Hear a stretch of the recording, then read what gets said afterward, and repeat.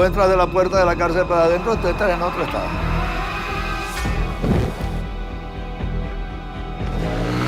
Tiene un rango de virtud y de maldad, o sea. The inmates have overtaken many prisons in Venezuela. They're armed with heavy weapons and grenades. Son los mismos policías que le entregan en contra de la AMPA. Ahora está en manos de la AMPA en contra de la policía.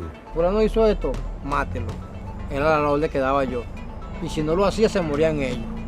The prisons are governed by criminal gangs led by a pran, or kingpin, who strictly enforces the thug code by which all prisoners must abide, or they will be shot in various body parts. It's too dangerous for Venezuelan troops to enter, so they patrol the perimeter and train their rifles on any inmate who tries to leave. Los guardias nunca pasan para adentro. Nosotros entramos, pero además hasta son leyes allá. No quieren respetar el espacio, bueno. The prisoners have formed functional, independent societies with open-air bazaars offering everything from Coca-Cola to cocaine. Several days a week, they welcome their girlfriends, wives, children, and extended families for visits, birthday parties, and even festivals.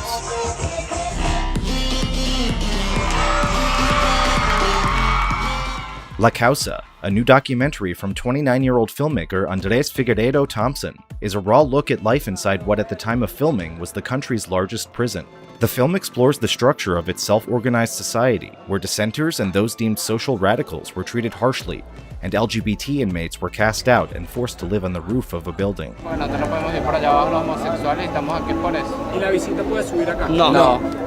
Figueiredo Thompson started capturing remarkable footage in the prison in 2010 as the socialist strongman president Hugo Chavez dismantled democratic institutions and seized control of private businesses. The year after Figueiredo Thompson began production on La Causa, Chavez declared his stepfather an enemy of the state, forcing his family to flee to the US. But he continued filming on return trips to Venezuela over the following 8 years. Senior year in high school was the first time I entered a prison. The experience was incredibly just overwhelming, you know, seeing inmates with weapons, with grenades, the smell, you know, seeing literally excrement coming from the walls, just the amount of, you know, open sewers everywhere, absolutely deplorable conditions. It felt almost like a war zone, like post-apocalyptic thing. To see the children, like children going in and out of the prison, the underbelly of crime in Venezuela, being around guns, being around crack, being, you know, that guy that was selling crack and cocaine with the baby in his arms.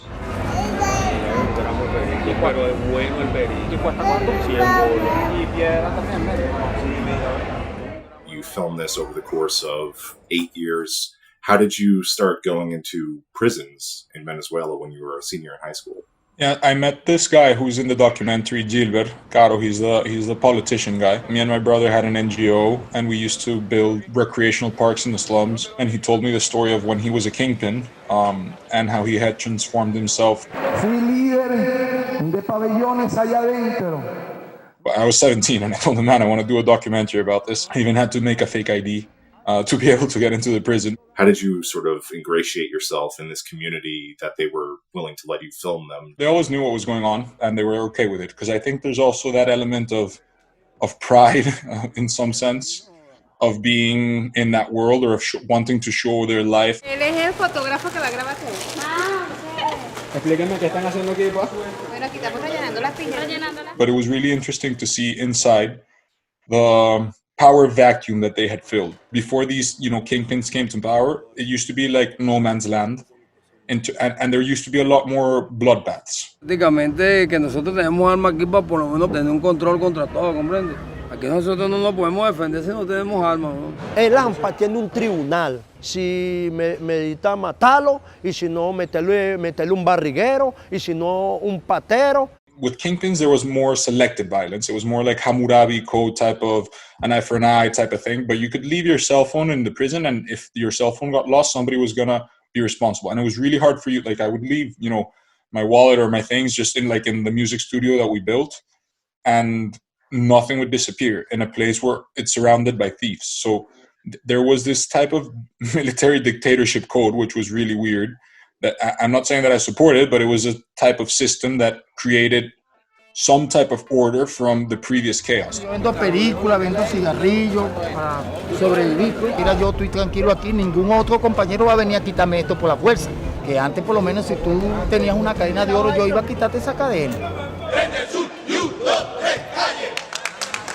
The Pran, or kingpin, presides over a multi-tiered security apparatus that oversees an army of watchmen who roam the prison grounds and ensure inmates obey strict social codes that regulate where they can go, how they can act, and what they can say. There are certain codes that you can't break. Like, you can't use the word for milk because it can also be misinterpreted, and so you have to know all of these things that, you know, if you say them, then you're gonna lose positions in your ranking. Coming new to prison, at first you're most likely gonna be sent to the church, and in church they're gonna ask you who you are, why are you here, what are you doing, do you know anybody in here? When prisoners first arrive, they're judged by the prison government and sorted into one of three distinct social castes: the thugs, the evangelicals, or the renegades.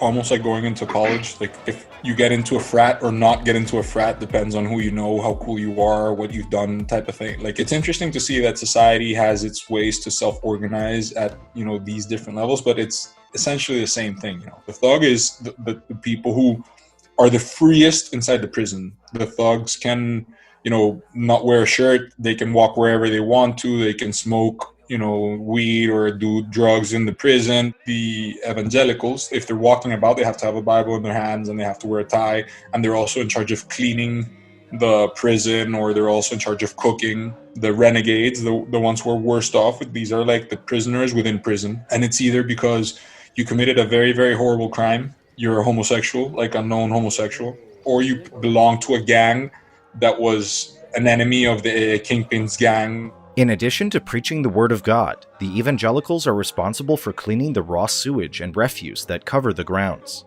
They live in the church, which acts as both a place of worship and a prison within the prison. Those who violate the thug code or owe a debt can also be sent to the church. Como quien dice, salirte del mundo y vivir en una iglesia un tiempo, como un varón de Dios. It's like your last warning type of punishment. If you're in the church and you're caught by the kingpin doing something, you're either gonna get shot in the hand or like corporal punishment some way, or you're going to be sent to the renegades, and that's where because you can't get out of that. Once you do that, any prison that you go to is what called, like, you have a stain that is not washable. You go to another prison or even the streets, everybody's going to know that guy has a stain on him, because you were giving the opportunity of the church to reform yourself, to no longer be in the world of evil and turn good.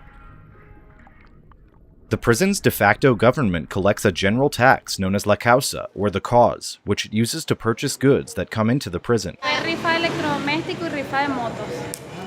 If you behave, if you pay your Causa, then nobody's going to mess with you. But if you're outspoken, if you do things wrong, if you're a mischief person, if you're a debtor, if you're like a bad person for the good living within the prison, then you're going to fare bad. Eso es para ayudarnos nosotros mismos. Ya que el gobierno no nos ayuda, nos ayudamos nosotros mismos. The Venezuelan bolivar has been destroyed by hyperinflation, but inside, prisoners have created a market system in which they've established their own ad hoc currencies, bartered goods and services, and used systems of credit. The currency that was circulating outside was no longer valid inside the prison. There was a toilet paper shortage at some point in the country, and you could still, or harina pan, which is the main product that we used to make arepas, there were shortages outside, and inside the prison you could still find them. People would go inside the prison to shop. Inmate-run restaurants inside the prison's walls provide an alternative to the food offered by the government. Like, there was this guy that I really enjoyed talking to, and it was the place that I always went to eat. He had his burger shop. His burgers were amazing. The prison food that the government gave him, it wasn't nearly enough, and it was all just rice and soggy, and well, I got amoebiasis, like amoebas, twice. It was the worst experience of my life. And the food is the least of the problems created by the government for most inmates. I saw a skeleton and it was moving, and I was like, I had to do a double. I didn't know if it was fear or whatever. And then I looked closer and I saw it was a man who was literally dying. He was only bone and some skin hanging on his, and he had tuberculosis for 9 months. He was an indigenous of the Wayu community who are this. It's like a native community that lives near Colombia. And he was there for stealing a watch, and he'd been in prison, I don't know, 2 or 3 years. And supposedly, the day that we got there, me and Gilbert, was the day that the guy had his freedom. And we tried to take him to the hospital, and he just died the next day. Figueiredo Thompson says that only about 20% of prisoners have been formally sentenced for a crime. Others languish for years, awaiting trials that may never come. 4 años esperando la audiencia de juicio, la primera, y todavía no me ha subido. Si llevas 4 años aquí, ¿qué pasa cada vez que pides para que hagan ¿A qué no voy a pedir? Adiós. que nos encontremos aquí prisioneros. Sabemos que somos de lo bueno, tú sabes que somos de los sinceros, mero, mero. You know, from the free convict group, there were 15, 12 of them hadn't been sentenced. And a lot of them just started admitting to sentence because then the time in prison would move faster.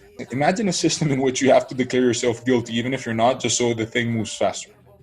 The prison population has exploded in recent years as the regime of Hugo Chávez's successor, Nicolás Maduro, has cracked down on mostly poor Venezuelans for alleged petty offenses. Esto se construyó en un principio para 800 personas y hay 8,000.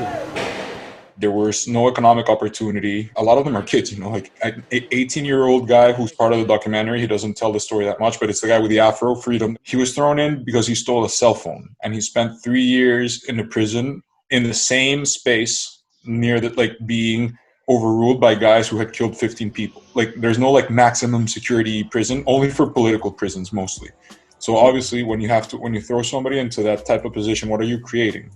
This guy has to survive, and he has to pay the Causa to these kingpins, and he has to find a way to make a living within this prison walls. You're essentially making him create networks of new crime and new ways in which to live. Las cárceles hoy en día son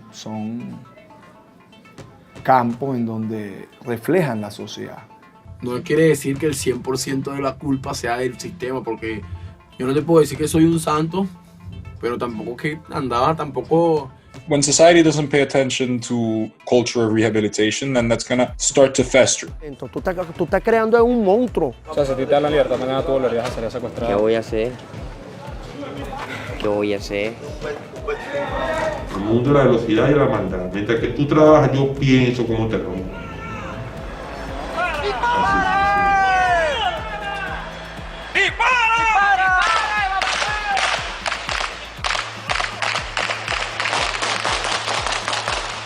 The film builds to a dramatic finish as the military embarks on a campaign to retake several inmate-run prisons, setting up a showdown in 2016 at the prison where Figueiredo Thompson shot most of his footage. Little by little, a lot of these prisons have been taken control of. No sé, en estos días, personal jurídico no trabaja, pero me bomba el tiempo porque no quiero estar aquí cuando explote, porque pienso que va a ser muy feo. The campaign presents the socialist government with both practical and moral dilemmas, since overtaking heavily armed inmates requires mass bloodshed and inevitably kills scores of the wrongfully incarcerated. Figueiredo Thompson says officials can't reconcile these actions with their foundational ideology, which preaches compassion and the creation of a new man whose main virtues are selflessness and a commitment to justice. What they call their version of revolutionary socialism. How are you going to execute inmates if you're supposed to believe in the new man, el hombre nuevo, their philosophy? This is their philosophy. The Che Guevara bring in the new man and to reform, to and use the prisons as a way to re-educate and etc. etc. How do you get to that point? Venezuela's slide into authoritarianism is also deeply personal for Figueiredo Thompson and his family. His stepfather, Guillermo Zuluaga, led the last independent TV station in the country after Chávez seized most media outlets. He fought escalating government harassment for years as he exposed the vast human cost of the regime's policies. In 2010, Chávez finally had Zuluaga arrested. He had to leave the country because Chávez named him a political enemy of the revolution. My first year of university was in Venezuela. And that was the year, or right before that was the year that my stepfather had to leave, my family had to leave, and I was left there alone with my younger brother, Juan. It's really strange to see when a man that you've seen your entire life be, a completely moral man, be thrown out of his country for speaking the truth. Because if you didn't question your beliefs, if you're dogmatic about your beliefs, then there's no room for you to admit error. And I think that's a lot of what's happening in Venezuela, is that there's no admittance of error, and they've gone so far down a path that it's very hard to come back from when you become too radicalized in your ideological position. And I think, that's something that I've been able to witness and to see firsthand, and it's very saddening. Venezuela no era un país violento. Pasó de ser un país no violento a estar entre los 5 países más violentos del mundo. Obvio, mi hijo destrozado, sin cara, 70 disparos en el cuerpo. La Causa shines a light on the decline of Venezuelan society and the human rights abuses perpetrated under Chávez and Maduro, as their socialist revolution backpedals further from its promise to empower the downtrodden and celebrate the idea of the new man. La urbe con su deterioro, con sus cloacas, con su hedor, con sus prisiones internas en los barrios. Esa es una cárcel. But Figueiredo Thompson's film also features poignant stories of individuals who have overcome the odds to find redemption, whether or not they ultimately find justice. Uno que ha venido de echar broma, uno que ha venido de, bueno, pagó un poco de años, está en la delincuencia, hacer y deshacer. Ahora te toca enterrar tuyo en esta situación. Y no solamente eso, después que lo entierro, cuando llego al barrio, me mandan a buscar los muchachos que lo mataron. Los hombres llorando, pidiéndome perdón. El mismo momento que los vi, los perdoné. To be able to get to this level of access to empathy and to understanding, that was my experience. You know, a lot of people are too afraid to go into the belly of the beast, and I think if you draw them a picture, starting to see things generate empathy, and I think that's the power of film.